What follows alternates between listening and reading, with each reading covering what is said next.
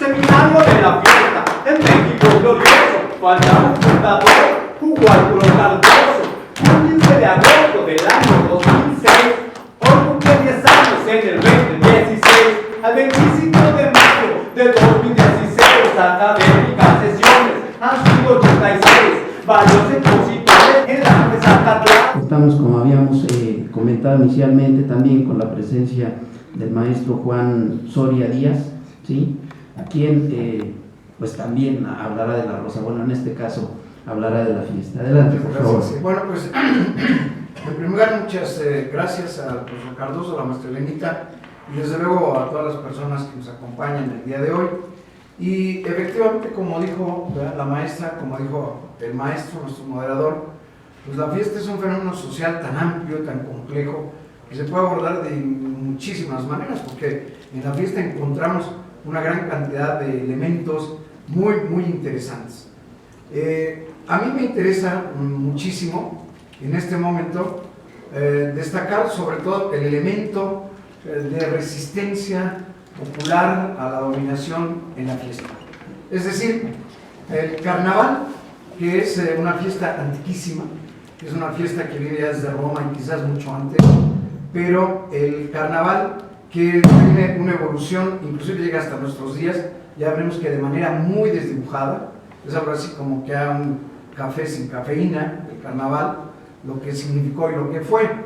El carnaval, por ejemplo, la etimología de carnaval es una etimología que viene del carro o los carros navales de Dionisios y que, curiosamente, la iglesia cristiana, la iglesia católica sobre todo, trató de darle un sentido muy diferente, como si fuera carna y al de levantar, es decir, levantar la carne, quitar la carne, en el sentido de cuando viene pues precisamente la cuaresma, el levantar la carne, quitar la carne, sería lo mismo que esto de las carnes tolendas, ¿no?, que es lo mismo, ¿no?, toles, tolendis, que quiere decir quitar, ¿no?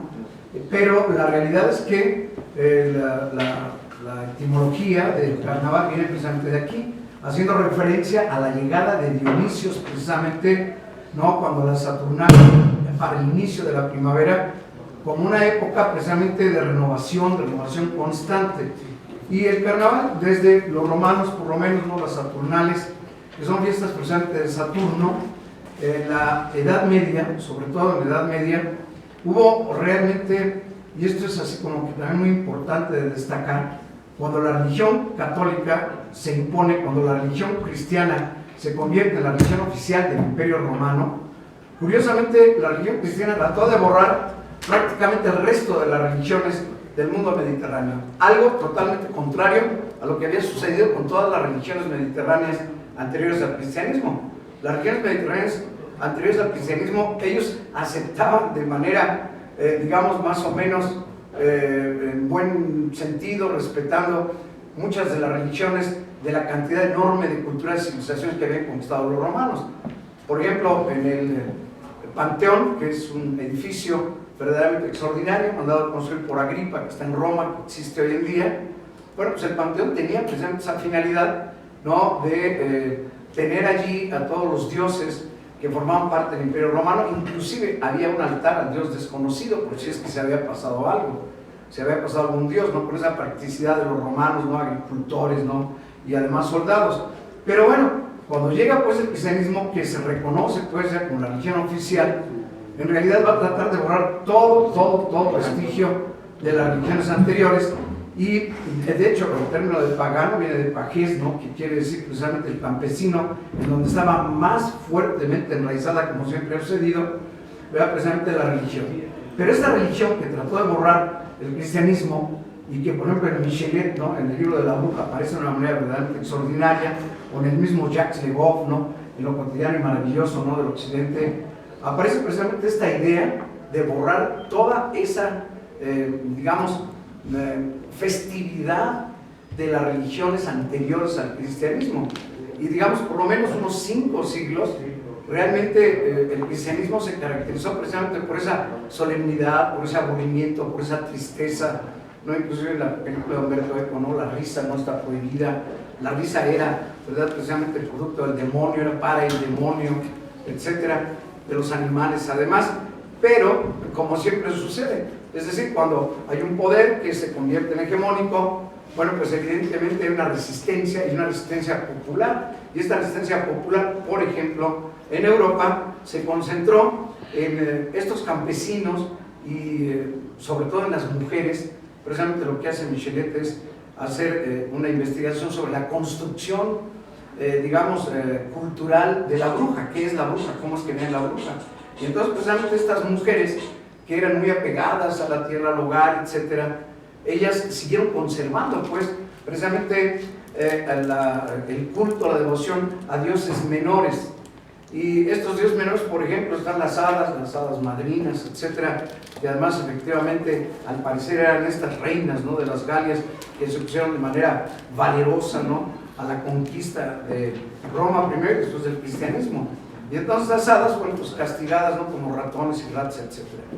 De tal manera que en la Edad Media, finalmente, el pueblo, como siempre sucede, va imponiéndose a la larga. Y entonces, por ejemplo, las fiestas así más representativas, digamos, del occidente europeo durante la Edad Media, pues fue la fiesta de los inocentes, la fiesta de los locos, ¿no?, el hecho de que los burros pudieran entrar, por ejemplo, a la iglesia. Y efectivamente, el carnaval es eso. El carnaval, de alguna manera, es una resistencia a la dominación porque se basa en la inversión. Y esto, digamos, por lo menos desde Roma, desde las Saturnales, es la inversión de la jerarquía, es la inversión del mundo social.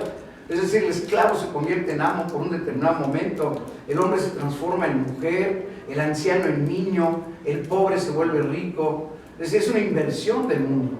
Esta inversión del mundo, por ejemplo, hay una obra, hay muchísimas obras, pero una que en lo particular creo yo que es verdaderamente así como que una obra señera en muchos sentidos, es precisamente el trabajo que hace Bakhtin como tesis doctoral. Además él hizo una obra que tiene por título precisamente, ¿no?, la cultura popular en la Edad Media y en el Renacimiento, y que se basa en un análisis que hace de la obra de Rabelais, de Gargantó y Pantagruel.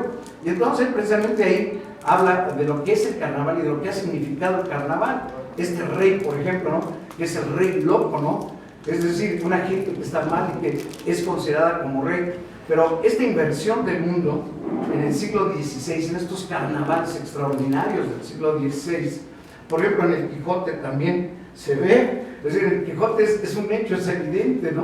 Es decir, sale, ¿no?, el Quijote, ¿no?, en su primera aventura llega a la venta, de lo cual el profesor sabe mucho más que yo, y se encuentra pues a dos prostitutas ahí a la entrada, que él las ve y además las lleva, ¿no? Y las va a llevar como que las va a llevar presente como damas, les va a decir que tengan el nombre de Don, y serán Doña Molinera o Doña Molina, ¿no?, y Doña Toledo, etcétera. Ahí mismo se armará caballero, velará sus armas, pero el homenaje para armarse caballero, eso pues evidentemente se hacía en la capilla del castillo de la fortaleza, y él lo va a hacer además de dónde, lo va a hacer precisamente en el establo, ¿no?, en la porqueriza, ¿no?, precisamente de la venta. Y en fin, es decir, es esta resistencia que es extraordinaria. Por ejemplo, cuando tiene esta plática con los cabreros, ¿no?, el Quijote es extraordinario en ese sentido, ¿no?, cuando habla y les dice a ellos, ¿no?, primero a todos los va a igualar, no se sientan igual. A Sancho lo llama, que se siente junto a él, que no quiere hacerlo, ¿verdad?, y le dice, bueno, empieza a hablar de una edad dorada que existió, una edad en donde no existía el tuyo y el mío, una edad de igualdad, ¿no? Y entonces, bueno, pues claro que con estos cabreros, ¿no?, él es feliz, y además, un poco más adelante dirá, precisamente para eso, dice, han surgido, dice, los caballeros andantes, para defender a los pobres, a los humildes, a los humillados, etcétera.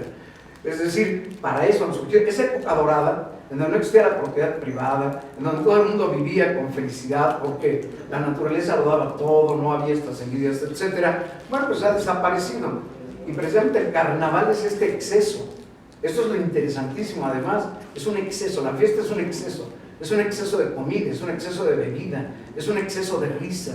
Ahora, la risa tiene muchísimas, digamos, motivaciones, pero la risa del carnaval es la risa burlona y la risa espontánea, es la risa que no tiene medida, ¿no? Inclusive hoy en día todavía, por ejemplo, ¿no?, en el Mardi Gras, ¿no?, que se realiza, por ejemplo, en el carnaval, ¿no?, de Nueva Orleans, Mardi Gras, como digamos, es en francés, desde luego, Nueva Orleans en Estados Unidos, que fue una colonia francesa. Mardi Gras quiere decir el martes grueso. Es decir, es el martes antes del miércoles de ceniza, en donde se come abundantemente, eso sería el Mardi Gras. Pero estos carnavales extraordinarios, estos carnavales de inversión, ¿no?, de este orden jerárquico, etcétera, esos carnavales finalmente para el siglo XVII, y que son, vamos, aparecen de una manera extraordinaria en Rabelais, aparecen en el mismo Cervantes, es esta inversión del mundo, es este regresar, ¿no?, de manera utópica a una edad dorada, etcétera. En ese sentido, ya para el siglo XVII, desde luego la iglesia y la nobleza, pues dándose cuenta que después de por lo menos 1000 años de querer acabar pues con este carnaval, que es una inversión, que es una insurrección, que es revolucionario en muchos sentidos, pues lo que hicieron fue precisamente, vean, meterse al carnaval y tratar de controlarlo. Y entonces aparecerá en el siglo XVII muchas academias del buen decir. Eso, por ejemplo, en Norbert Elias, ¿no?, en el libro, ¿no?, de la sociedad cortesana, pues aparecen, ¿no?, por ejemplo, ya los modales que deben de ser de la corte, ¿no?, cómo sentarse, cómo usar el tenedor, las palabras, cómo usarlas, por ejemplo. Y en ese sentido, qué bueno, ¿no? El mismo Castiglione inclusive diría, es bueno reírse, claro que es bueno reírse, pero con medida. Cuando en el carnaval no es eso, es dionisiaco. Y si nosotros nos ponemos un poquito así, aunque sea muy brevemente a analizar, Dionisios es eso. Dionisios es la inversión, es la adolescencia, es esta parte irracional que llevamos nosotros dentro, ¿no?, y que va controlando lo apolíneo, ¿no? Es decir, cuando uno, por ejemplo, ve una chava que está muy bien, eso es lo dionisiaco, pero Apolo llega y dice, no, tranquilo, en fin. Ahora, eso de alguna manera, ¿verdad?, hay algunas tesis que son muy posibles, de que el carnaval de hecho era permitido por el grupo dominante, porque de alguna manera era catártico, es una catarsis, es decir, era una válvula de escape. Vamos a dejarlos un momentito, ¿no?, que lo hagan, que, en fin, y que toda esta frustración, enojo social, etcétera, tenga precisamente esta canalización. Sin embargo, estamos muy lejos, como les decía, de ver, ¿no?, esto, inclusive el carnaval del Río, ¿no?, que es quizás el más famoso en el mundo, es un carnaval ya muy controlado. Es un carnaval que le quitaron la esencia de lo que es el carnaval, de lo que es esta fiesta gozosa, ¿no?, de exageración, de exceso, etc. Y, por ejemplo, ¿no?, el mismo Bakhtin lo dice y lo dice muy bien, ¿no? Es decir, por ejemplo, esta inversión, ¿no?, en la misma topografía o anatomía humana, ¿no? Es decir, lo de arriba, si el cuerpo humano se puede dividir en dos partes, de la cintura hacia arriba estarían las partes nobles, el cerebro, ¿no?, nuestras ideas, etc., el corazón, ¿no?, donde, claro, por aquel entonces, siglo XVI, todavía se pensaba que allí era la residencia del amor, de la bondad, etc. Y la parte baja es la parte verdaderamente que está contenida con el estómago, los intestinos, que, vamos, es el excremento, es la muerte, pero al mismo tiempo también, ¿no? Es decir, es la zona genital, es la zona de la renovación, es la zona del volver, es la zona de la primavera, de hecho, todo esto, ¿no? Entonces, bueno, es un poco en ese sentido, ¿no? Es la muerte para dar vida, la muerte para dar vida, etc. Y además, tomarlo de manera natural. Es decir, tenemos que morir alguna vez. No tenemos que estar pensando en que si hay cremas que eviten las arrugas o alguna inyección, gónadas de monos, en fin, a ver si puedo evitar mi envejecimiento, etc. Eso es verdaderamente algo tan absurdo, ¿no? De verdad, ¿no? Es decir, pero en fin, habría muchas cosas, ¿no?, que hablar precisamente de la fiesta, ¿no? Porque la fiesta es reafirmación, como decía la maestra, es la reafirmación del pueblo, es la reafirmación, es decir, la fiesta que para algunos, digamos, investigadores vendría, ¿no?, la palabra fiesta quizás del indoeuropeo, que no es muy clara, pero sí por lo menos de fan, que sería templo, de donde vendría profano, fanático, etc. De hecho tiene un componente religioso, evidentemente que lo tiene, la fiesta tiene un componente religioso, claro que sí, pero es una religión entendida de una manera diferente a como la entiende el poder hegemónico. Eso es algo así como que muy interesante, ¿no? Y es la aceptación verdaderamente de lo que es el ser humano, de lo que es la naturaleza. Hoy en día, por ejemplo, pensamos que los perros son personas, ¿no?, y los tratamos como tales, ¿no? Como el perro es un animal. ¿Por qué le ponemos un chalequito y le damos no sé, una dieta, ¿no?, con zanahorias? Y a lo mejor le falta hierro y dale un poquito de pan, y llévalo al veterinario, ¿no? Y a lo mejor el hijo de uno necesita el médico, pero va uno con el perro no, el perro es un animal. Es decir, hemos perdido, ¿no?, esa dimensión de lo real, de lo humano, de lo animal, de lo natural. Pero el carnaval, bueno, hoy en día ya no, desgraciadamente, pero el carnaval sí nos regresa a esto, a lo que es la humanidad, la realidad de la vida. Y este proceso de resistencia, ¿no? La ridiculización del poder. Estamos ridiculizando al poder. Estamos llamándole, y qué bueno, a dos prostitutas como fueran grandes señoras. Me estoy poniendo una corona que es un vacín, además, ¿no?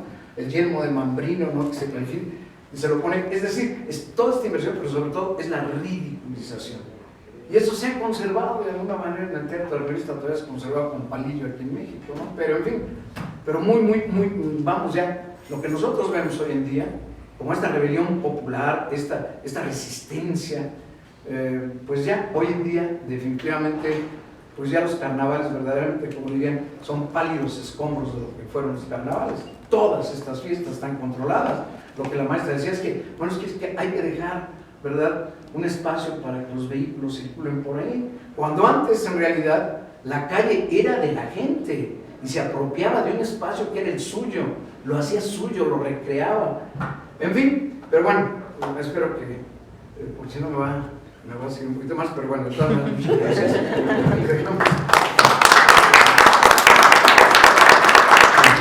Y de alguna manera para la generación o la organización, la generación de preguntas, vinculado obviamente con la reflexión, me viene a la mente, parafraseando a Bauman, sino también en este afán, diríamos, de control de la fiesta, pudiésemos hablar de una fiesta líquida, o va en esa tendencia, diríamos, del mundo moderno. Lo que encontramos es una coca light o refrescos light, el café descafeinado, ¿sí?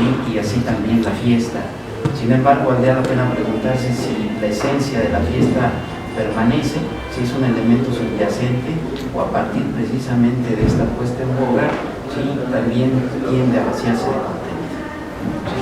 Se convierte incluso en un recurso que la clase dominante utiliza, ¿verdad?, en su beneficio, ¿sí?, y opera bajo el principio coloquial digamos, de que al pueblo pan y circo, sin los significados y significantes que otro tendría la fiesta, pero que de una y de otra manera estos espacios nos permiten reflexionar y resignificar en todo caso el fenómeno en cuanto tal. Agradeciendo también la participación del maestro.